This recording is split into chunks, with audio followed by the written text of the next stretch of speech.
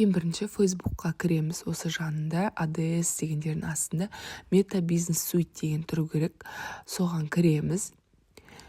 Meta Business Suite'ға кіріп, осы арқылы жіберетін боламыз. Және мына жерде страница, бизнес менеджер тіркеулі тұрған Instagram'ның соң барлығы тұрады. Таңдап аласыз қайсысына керек екендігін. Таңдағаннан кейін қазір бізде шығады. Осы жерде контент дегенге кіріп, өздеріңіздің салған пост, рилс, осы барлығы шығады. Фильтрден таңдап, осы жерді басасыз. Продвигать деген кнопканы осы жерден қалаған өзіңіздің продвигать еткіңіз келетін видео немесе постты таңдайсыз. Бұл жерде көріп тұрсаңыздар, Facebook және Instagram деп тұр. Екеуіне арқылы да продвигать етуге болатындығы көрініп тұр. Ал кейбір жағдайларда, яғни мысалы музыка қойып қойсаңыз, сіз бір постқа немесе видеоға Инстаграмның өзінен таңдап сол кезеңде оларды продвигать етуге рұқсат бермейтін де жағдайлар болады, соны ескеру керек. Одан кейін кіргеннен кейін осылай бизнес менеджер шығады. Ең бірінші цель таңдайсыз, өзіңізге керекті. Мысалы, сообщенияны көбірек алғыңыз келе ме, немесе видеоны көбірек қаралымын жинағыңыз келе ме деген сияқты цельді таңдайсыз. Одан кейін Creative Advantage-ді өшіріп қоюыңыз керек міндетті түрде. Өшіріп қоямыз. Және де өзіңіз жіберетін рекламный аккаунтыңызды да міне жоғарғы жақтан таңдап аласыз. Және мына жерде кнопка деген тұр, оған өзіңіздің инстаграмыңызды ссылкасын қоясыз. Подробный немесе астынан өзгеше де таңдап қойсаңыз болады.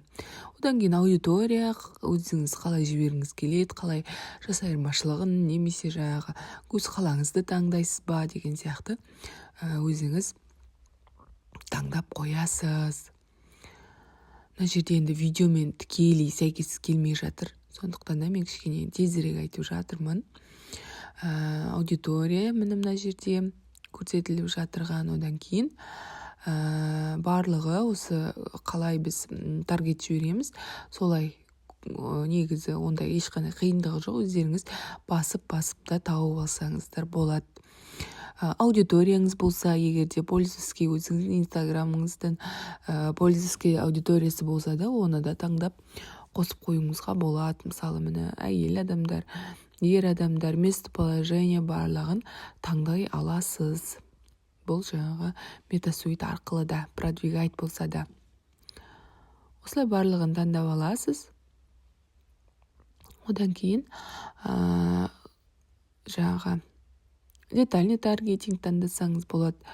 Одан кейін өзіңіздің бюджетіңізді қоясыз. Немесе $3, $5 күніне өзіңіздің қалауыңыз бойынша қойып отырсаңыз болады.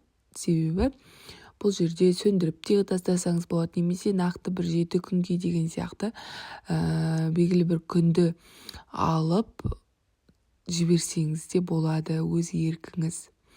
Міне начало деген сияқты мына жерде бар настройкасы.